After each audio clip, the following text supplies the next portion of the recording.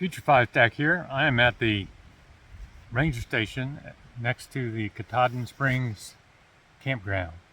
So just to let you know, I have not climbed Mount Katahdin yet. I'm preparing the videos from the 100-mile wilderness. So I'm going to get those out today, Saturday. I'm going to get some out tonight, maybe some tomorrow, and then on Monday, the 17th of June, I'm going to climb Mount Katahdin. So that's the plan. So please enjoy these videos of the 100-mile wilderness. Drink your deepest now, for the richest stuff settles in the final swig. All right, thank you so much. And here is the former owner of my shoes. That's right. Thank you for your size 15 dogs Yes, here. sir. Oh man, Wear them well. You're a lifesaver. Thank you. Man, I'm so glad they work for you.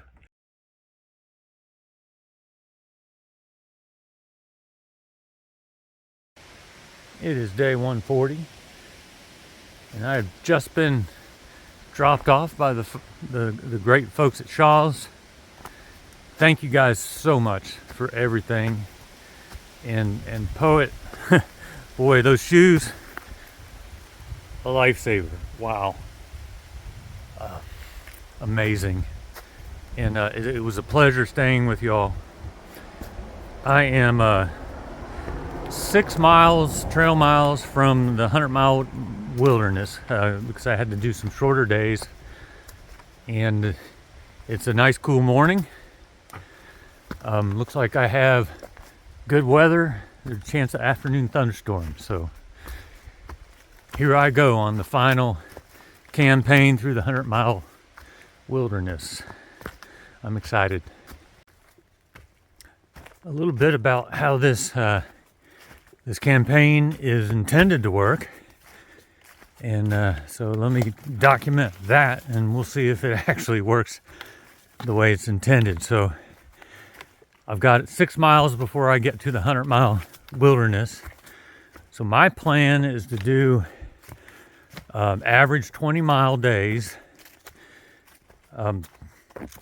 maybe slightly less, for 5 days. And then I think if I do that, I'll have about maybe a 10 or 12 or 13 mile day into the A-Ball Bridge campground. And from there, I will get a pickup and go to a hostel in a nearby town.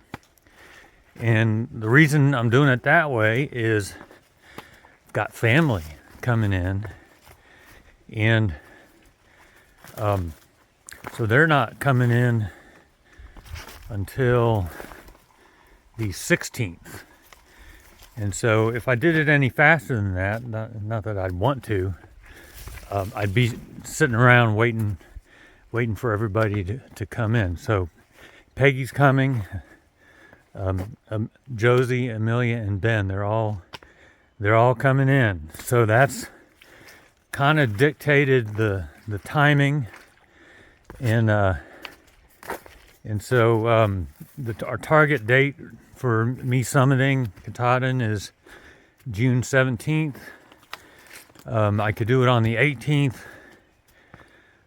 if weather dictates that, but we will be at the end at the mercy of the weather to know exactly when I'm going to climb the mountain. So that's the plan. Now let's see what reality does to us.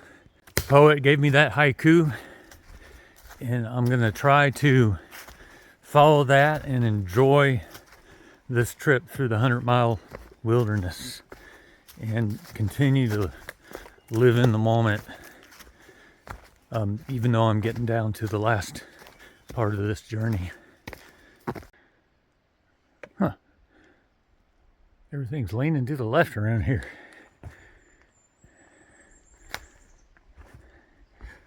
First pond view of the day. Look at me. They got me calling them ponds. I'm a convert. Kind of cloudy. it's still cool out, so but it looks like there could be some rain. I weighed my pack this morning, and so fully loaded with food, 2 liters of water, fuel, and everything I was hauling out with. I weighed 29.5 pounds, and but if you take out the water and the food and I guess the fuel, which is kind of how base weight's defined, I'm probably, I didn't weigh it precisely, but I'm somewhere around 17 pounds. And if anybody recalls from my earlier episodes, I estimated I measured my base weight at about 22-ish. And I also estimated that I had about 5 pounds of winter gear that I would eventually get rid of. And so that turned out to be a pretty good estimate. And one difference is I'm carrying more food than I did in the beginning. I'm probably carrying, carried 2 pounds a day when I started, and now I'm carrying about 2.5 pounds a day of food. And so, yeah, when I get to the end of my food, I'm going to be light. Also, I'm getting a food drop in the 100-mile wilderness. So I'm going 3 nights out, and then on that 4th day in mid-morning, I'm getting 2 more nights of food that'll get me the rest of the way to Katahdin Springs Campground. Got a little view here. I've come about 4 or 5 miles so far.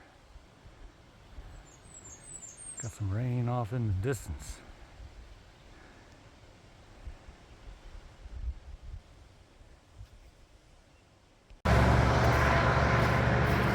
Looks a bit ominous over that way. I think that's Route 15 maybe?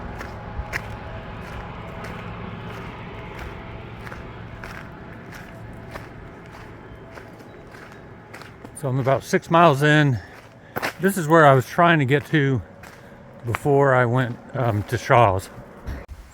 Here's a sign that marks, I guess, the beginning of the 100-mile wilderness, and it says you need 10 days of provisions because there won't be any place to get anything. Well, I have 5. So we'll just see how that goes. A lot of people have been asking me where my head is going into the last week. Am I ready to just get it over with? Am I gonna miss it? I don't know. I feel pretty balanced. You know, I'm ready to go home, but I'm still enjoying this. And you know, it's almost a choice. So the 100-mile wilderness and climbing Mount Katahdin, of course, that would be spectacular. But it's a choice to take the time enough to enjoy what's left of my journey, and that's what I'm doing. So I'm feeling like I'm in a good place, and I don't feel like I mean, they talk about post-trail depression and stuff like that. And we'll see, you know. But you know, the woods will be here, and I will return to the woods on day hikes and weekend hikes or week-long hikes. I know where to find it.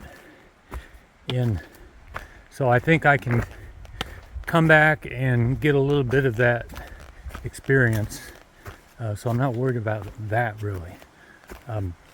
So anyway, just a little bit about where my head is right now. And I guess it's easy to feel that way with a full belly from that breakfast this morning and the first day of a campaign. Well, maybe I'll ask myself the same question and after 4 or 5 more days in the wilderness. The thing that makes this last week easy is all the logistics are done. The plans have been made. I don't have to worry about where I'm going, where I'm staying, where my food's coming from. Just sit back and relax and enjoy it. And also post-trail stuff.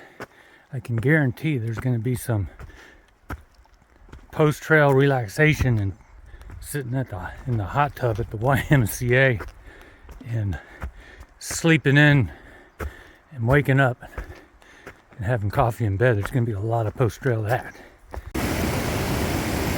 Got to do a stream crossing here. Looks like I'm going to get wet.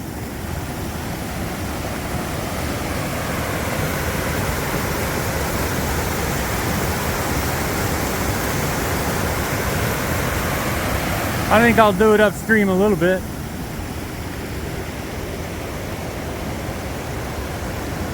Maybe up there.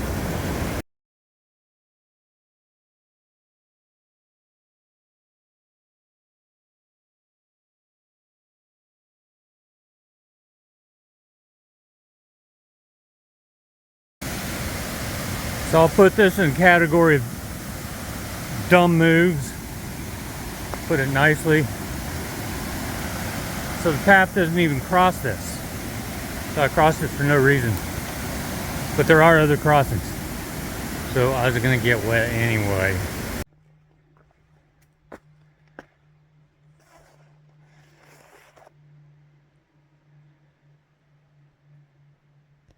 Well, we got just a bunch of low rolling hills in here. It's nice to get a view. The rain can't make up its mind. It comes and it goes, and put my rain jacket on and take it off. I think I'm just gonna leave it off.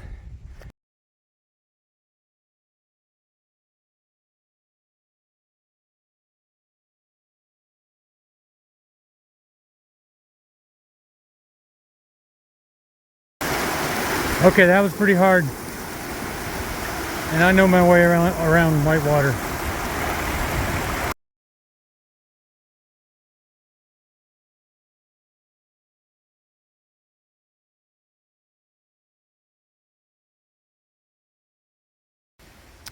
This is what I get for coming into the shelter late. The shelter's full, I presume, of southbounders, and there was a guy hammock camping from Georgia who watches my videos. So I met him on the way in, and so I'm just up on the hill behind the shelter. Found a sort of flat spot. It's not ideal, but I think I'll sleep better here than, like say in a crowded shelter. So I'm not unhappy being up here, and I got to get dinner cooked.